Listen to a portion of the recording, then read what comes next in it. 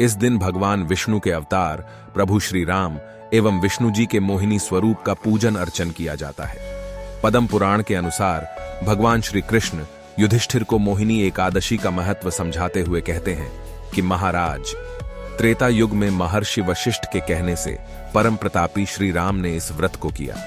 यह व्रत सब प्रकार के दुखों का निवारण करने वाला, सब पापों को हरने वाला व्रतों में उत्तम व्रत है। इस व्रत के प्रभाव से प्राणी भगवान विष्णु की कृपा से सभी प्रकार के मोह बंधनों एवं पापों से छूटकर अंत में वैकुंठ धाम को जाते हैं। इस दिन समस्त कामनाओं तथा सिद्धियों के दाता भगवान श्री विष्णु की पूजा अर्चना करनी चाहिए। रोली, मोली, पीले चंदन, अक्षत, पीले पुष्प, ऋतुफल, मिष्ठान आदि अर्पित कर धूप दीप से श्रीहरि की आरती उतारकर दीप दान करना चाहिए। इस दिन एयूएम नमो भगवते वासुदेवाय डाक का जप एवं विष्णु सहस्त्र नाम का पाठ करना बहुत फलदायी है।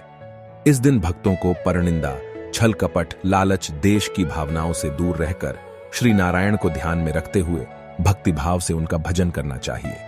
यदि आपके लिए व्रत करना संभव नहीं है तो आप मन ही मन भगवान विष्णु का स्मरण करते रहें। शीतल चीजें जैसे आम, खरबूजा, तरबूज, ककड़ी, शरबत, ठंडाई, जल आदि का दान करें। शास्त्रों के अनुसार सरस्वती नदी के पास भद्रावती नाम का एक सुंदर नगर था। राजा धृतिमान, जो भगवान विष्णु के परम भक्त थे, इस स्थान पर शासन करते थे। उनके 5 पुत्र थे, जिनमें से 5वां पुत्र, जिसका नाम धृष्टबुद्धि था, बहुत बुरे कामों और अनैतिक कार्यों में शामिल होने वाला पापी था। यह सब देखकर राजा धृष्टिमन ने धृष्टबुद्धि का त्याग कर दिया। जीवित रहने के लिए वह डकैती के कृत्यों में शामिल हो गया। परिणाम स्वरूप उसे राज्य से बाहर निकाल दिया गया। धृष्टबुद्धि एक जंगल में रहने लगा। एक बार जब वह जंगल में भटक रहा था तो वह ऋषि कौंडिन्य के आश्रम में पहुंचा। यह वैशाख मास का समय था और ऋषि कौंडिन्य स्नान कर रहे थे। कुछ बूंदें निकल गईं और धृष्टबुद्धि पर पड़ गईं।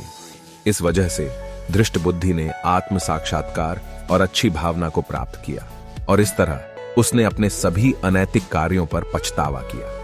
उसने ऋषि से अपने पिछले पापों और बुरे कर्मों से मुक्ति के मार्ग की तरफ जाने के लिए मार्गदर्शन करने का अनुरोध किया।